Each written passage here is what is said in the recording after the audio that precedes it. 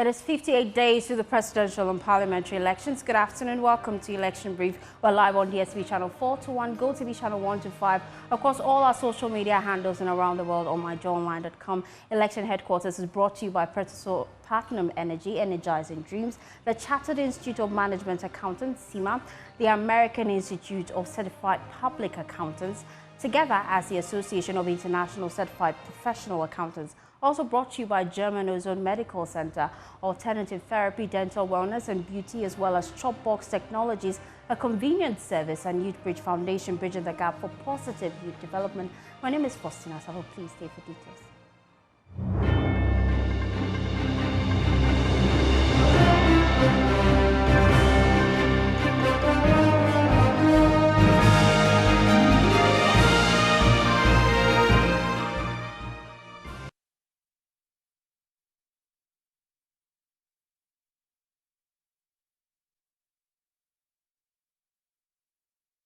With just 58 days remaining until this year's presidential and parliamentary elections, the CPP is leaving no stone unturned, ramping up its campaign efforts to promote the policies outlined in its manifesto. Now, one of the key proposals is to fast-track the realization of full African economic integration, with ECOWAS serving as a critical stepping stone. Should the party win the December election, all this will come to pass. Now, let's take you through some of the key highlights of the CPP Manifesto.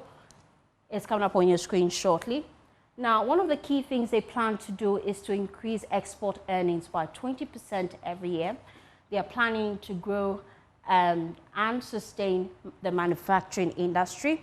And we'll get into that, the dynamics here on the show, because in the studio with me is a CPP parliamentary candidate for Otri constituency. He is also a member of the CPP Manifesto committee, and he joins us in the studio. So rather than take you through the slides, let me let him do us the honor of taking us through the slides. Welcome to Election Brief. Thank you, Fausti. Great. So how do you plan to increase export earning by 20% every year? Well, first you need to think about our capacity to be able to produce and manufacture. So that's what we're talking about, sustainable manufacturing that will also create jobs. Now, we think that first, we want to introduce what we call the agri-show. Trying to invest in the agricultural sector to be able to provide the needed feedstock to feed industry. Let me give you an example. The cotton industry and then the textile industry in Ghana is failing because we are not able to grow enough cotton to feed into it. Meanwhile, we have lands. If you go to the Saboba area in the northern region, the Joapon area, these are areas that we could invest in to be able to increase their capacity in terms of producing cotton production. Then we can have enough to be able to feed into Akosombo textile manufacturing and all the other textile manufacturing industries, which we've even killed. We think that when CPP is in power, no, we think it's something that we've planned for.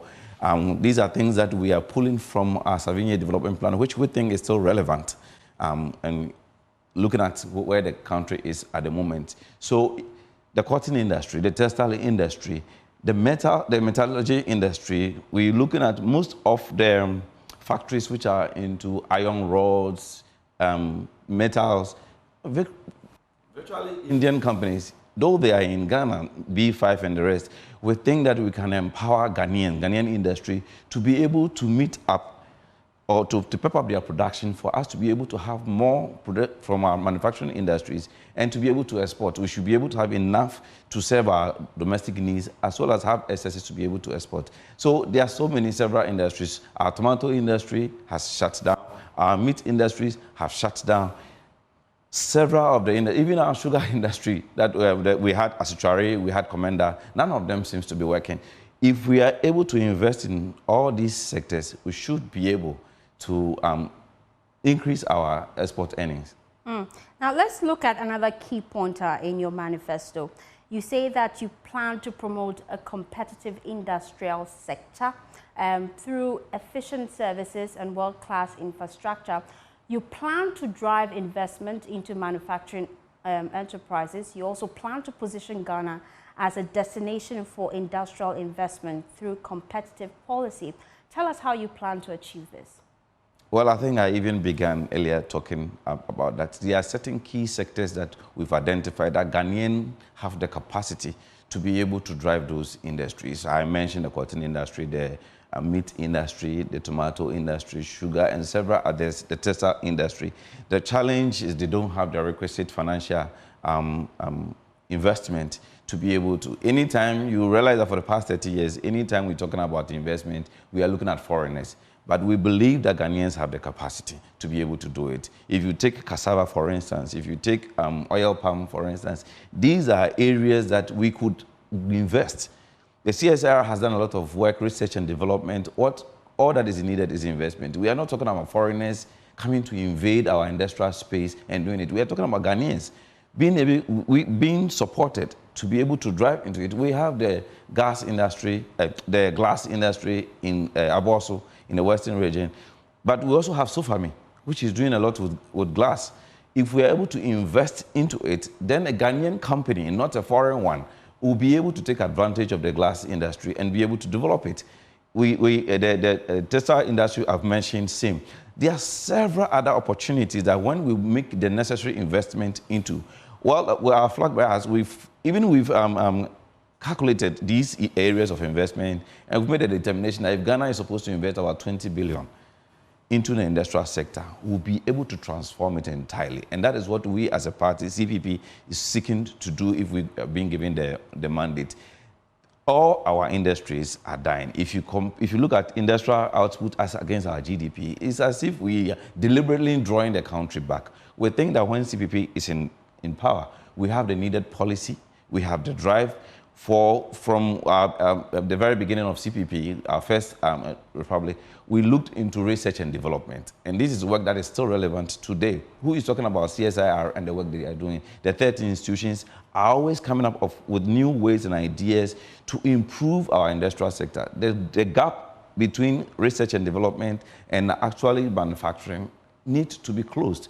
And it needs to be closed because it lacks the requisite financial investment or injection into those sectors. If we're able to match up with this, we think that there's so much opportunities that we could make available, so much jobs that could be created. Ghanaians do not need to be going to China. Ghanaians could be here, produce things that they need themselves, have the excesses to be able to export. There are calls for government to ban all forms of mining because of the impact of illegal mining on our water bodies and rivers. What's the CPP plan for the extractive industry? Well, if you say the extractive industry is larger than mining, but since your preamble was about Galamsey, the Galamsey situation is quite alarming and unfortunate.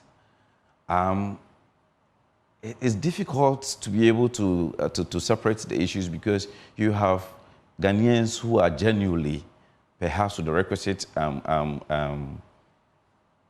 licensing and mining. But we also have more of them. And other foreigners, I have seen even Togolese coming in here and mining. I have been in that sector, that space for over 12 years. You go and then you have experience. The problem is one, they are mining. Do they also have the capacity and the ability, the technology to reclaim the lands that they might own? That is number one. The areas that we designate or they go to pick to do their mining activities, what is its proximity to water bodies? And who licenses them to do that? Because by law, there is a space you need between a water body and a mining site.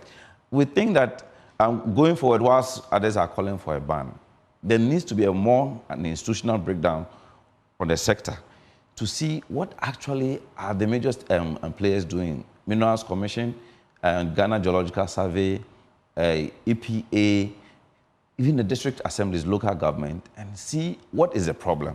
Because, yes, let's ban it.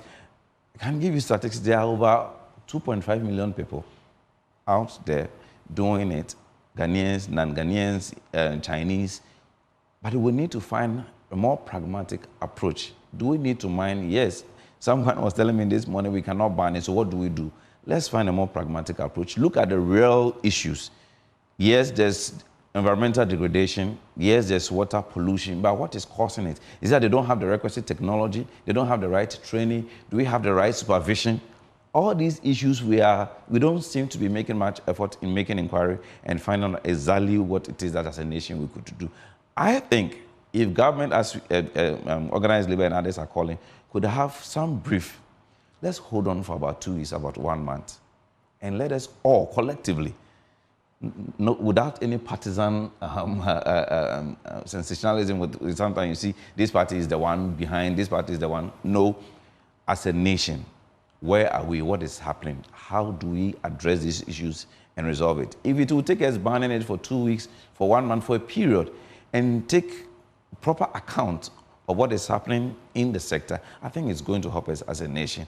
But as to whether banning it would even help, we've tried, stop Galam, stop this, the investment that have gone in, the soldiers you send out there, they turn out to be also players in it entirely. I think it's not just about the rhetorics and then the shouting, but let's find practical approach in dealing with the issue of small-scale mining. I have been 12 years ago in the Talensi area, in a mining project, not me involved, but working in the area.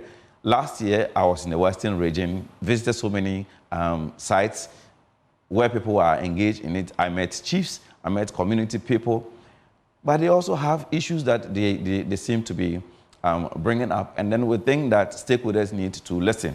Perhaps a forum where we are listening to everybody, and then we are making input into it, understanding the issues would help.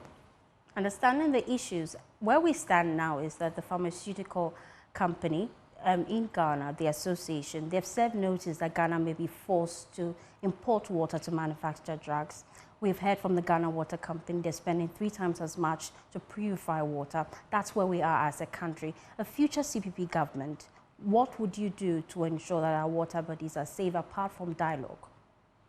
Well, okay, so I was talking about what we need to do, because it has to be enforcement of policies, enforcement of laws, and ensuring that, let me give you a typical example. Does the EPA, when you are given licenses by the Minerals Commission, the EPA would make you to prepare an environmental impact assessment.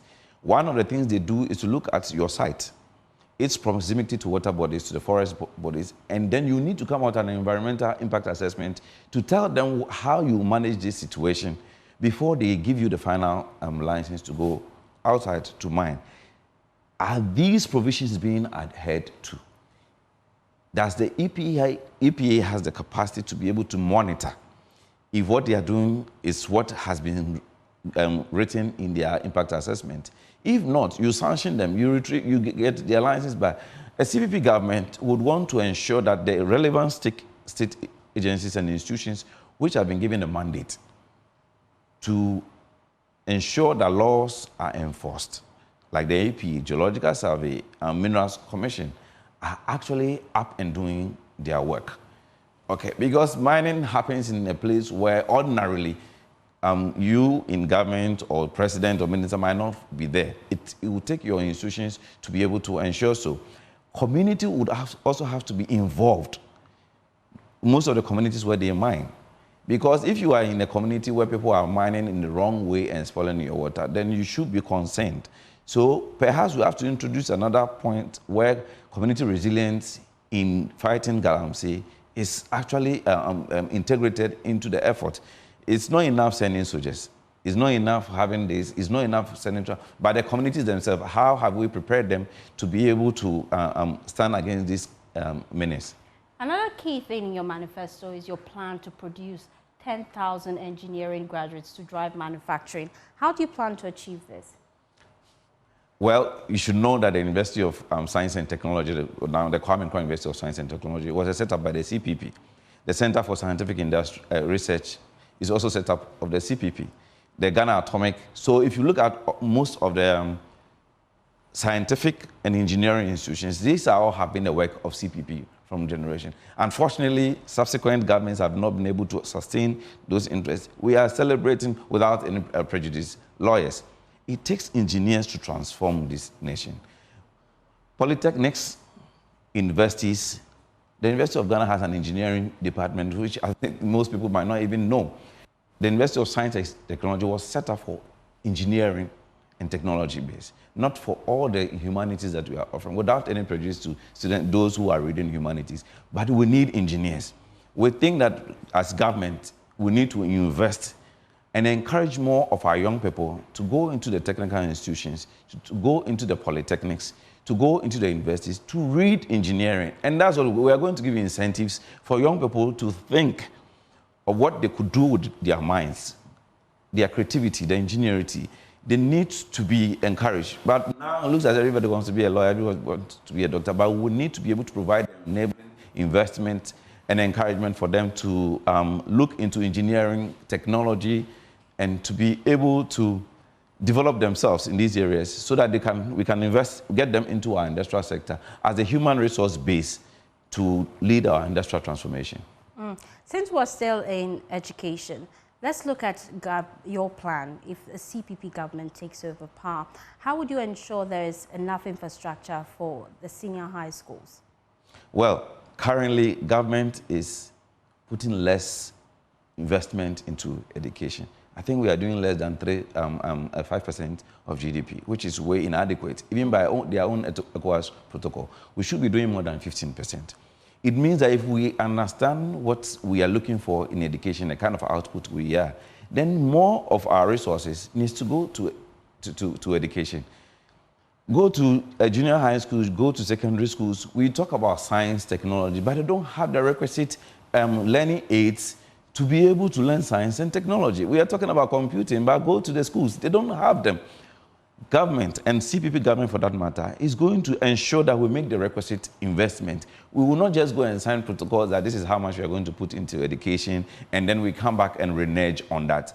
That would not happen. And as I mentioned, this has been a long-standing CPP policy, and something we believe in, that more of government's investment should go into developing the mindset, should go into developing the skill set of the ordinary Ghanaian so that we'll be able to do things on our own. That is why we are going to put a lot of money in ensuring whichever money is coming to government coffers. As I said, government should be able to do more than 15% of GDP as investment into the education sector. It's not just about putting up classrooms, but what kind of classrooms are we putting up?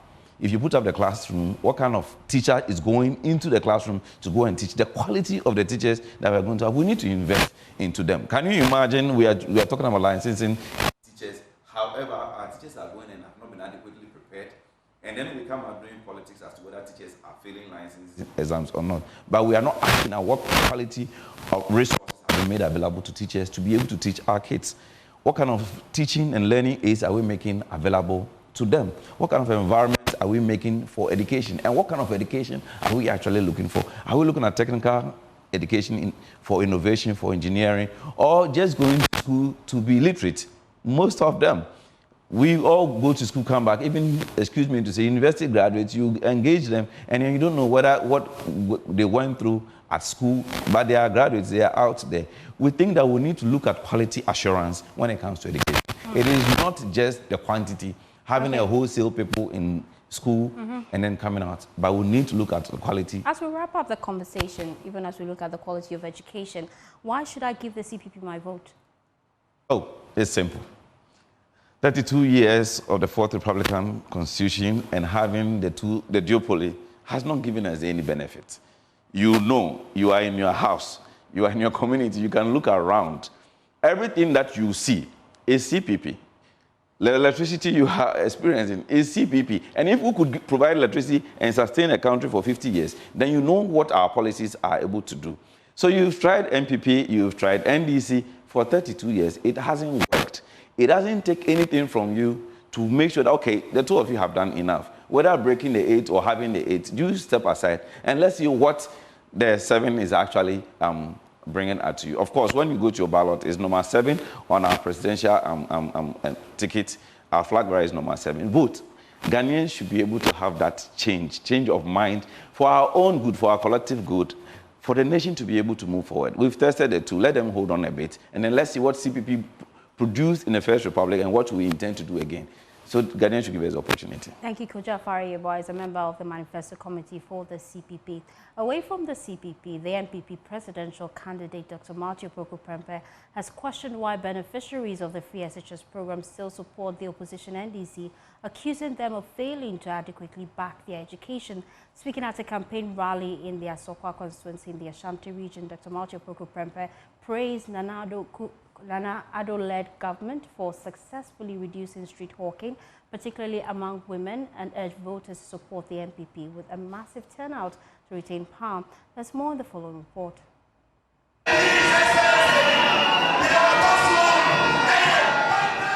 Since its introduction in 2017, the free SHS program, according to its secretariat, has benefited over 2.5 million students between 2017 and 2023. During his campaign tour of the Adanse Asqua constituency in the Ashanti region, NPP running mate Dr. Matthew Opoku Prempeh questioned why some beneficiaries still support the National Democratic Congress, the NDC. He emphasized that the program has helped reduce street hawking and argued that the NPP is the only party committed and capable of driving accelerated development in the region. Dr. Bobian and Adu Abai. Omaya no wabebre. Ka. Electricity, I didn't come crash electricity. Ensure. School. Free SHS are free SHS. Nursing training allowance and nursing training allowance. Teacher training allowance and teacher training allowance. National health insurance card a year, Juba. When you know, Chino. Now, I Colado do any free SHS DBA. As I say, Obio University and nursing training school and teacher training school be a free SHS DB coin. And so, Obio. NDC Atari. If we say the President Mahama kind in the crate, God and Jenny every day. And no room crier, Uja Colabio Jam and Change doctor in Biomo. Obia told toilet to Biomo. Obia way, Obia. Udrum crier. Okay, people, sir. Won't teach you that you pray to Biomo. Cause a mouth of definitely in our school. A baby a day or co school, and then secondary school, a man does a chain member. Now do bano. Then man 100 be or secondary school. Then a member 100 be or secondary school. Then man is 68. And then a member 100 be or school. A man 107. A man in co school. A key NPP figure and MP for Asin Central Constituency, Kennedy. Still in the Ashanti region, the Asantehene Otumfuo Asiedu II has urged Samura Bawumia, wife of the New Patriotic Party presidential candidate Dr. Mahmoud Bawumia, to conduct her campaign with respect and humility. As she begins her tour of the Ashanti region, Samura Bawumia visited the Menshia Palace in Kumasi to pay homage to the Asantehene. Otumfuo advised her to approach her campaign with respect and humility and to focus on issues that affect the people of Ghana. There's more in this report. The wife of the Vice President, Hajia Samura Bawumia, as part of a campaign tour of the Ashanti region, paid a courtesy call on the Asantehene Otumfuo Asiedu II at the Menshia Palace. The Asantehene, in his remarks, urged political parties to conduct their campaigns with respect and humility to attract votes. So when Nikruna, my face, I'm a man yet. Ye Nikruna Bahad at the Nehwabachemi. Ababama SSS one NPP units one. Make a chance one fan who Brasias and Fanco. Oko and Superpimenti Bonibia, San Mahus Warrior. They are because in Yamini Sihne. And some more bay and some more bay. I watch it, Munina, Wasun Church, Magana Fontier. God is the maker of kings, so continue spreading your message. I also thank you for supporting your husband in his campaign. As men succeed when they are supported by good and dedicated wives, I give you my blessings. Go and conduct your campaign in humility and respect to attract votes in December 7th.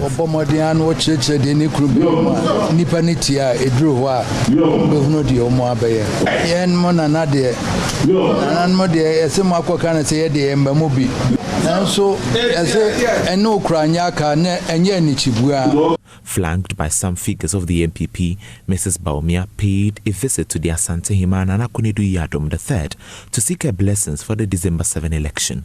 Mede asempapa no ebo apro de kire amanfo na enche bia bosumi mienu ni ne ato aba na enkunimdie enye ye dia Inti nahema ene de eyensra.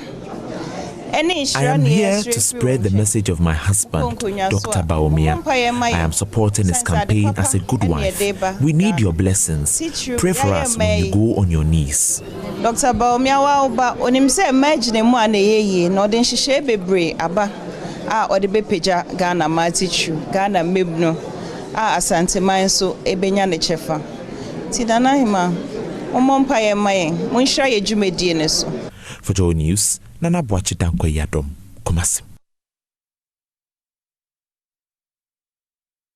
A group of office holders from the small political parties, they are prevailing on all political parties to commit to a pact that binds them in supporting the military in cracking down on illegal mining activities in the country, while the group, which includes members of the CPP, the PPP, the GCPP, made the demand at a press conference in Kumasi.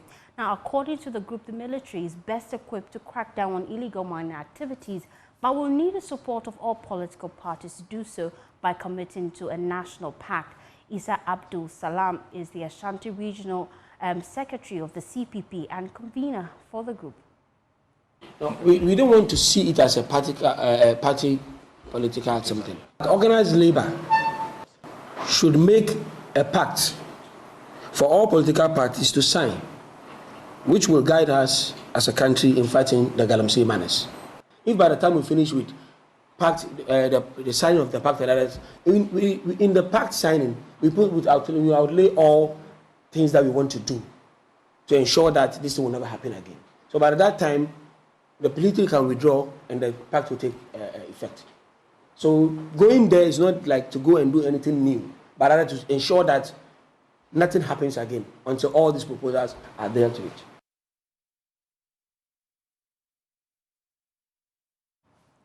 Well, the national chairman of the NDC, Johnson Asiedu in Ketia, has debunked the perception that all political parties aim to clinch political power to loot the state to enrich their members. According to him, the NDC is different from the governing New Patriotic Party as it portrays a culture of non-discriminating acts and harnesses social and human development. He was speaking at a rally at Logba Alakwati in the Afajato South constituency of the Volta region.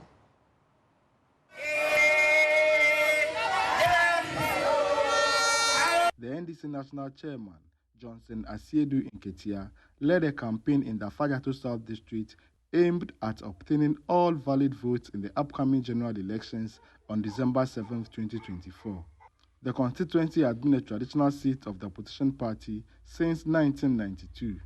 Addressing the charged crowd, Mr. Asiedu objected to a public opinion that the NDC and NPP are envisioned to win power to steal state resources.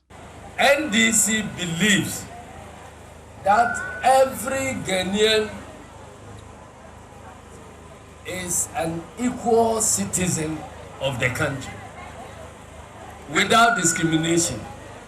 You know that when NPP is in power, that is not the belief they work with. They work with principles that suggest that some Ghanaians are more Ghanaian than the others. We believe that the resources of this country belong to all of us and they must be deployed in projects and whatever that will be beneficial to all Ghanaians without discrimination. Well, that's how we wrap up Election Brief. For more news, please log on to myjournal.com. My name is Faustina Safo. Good afternoon.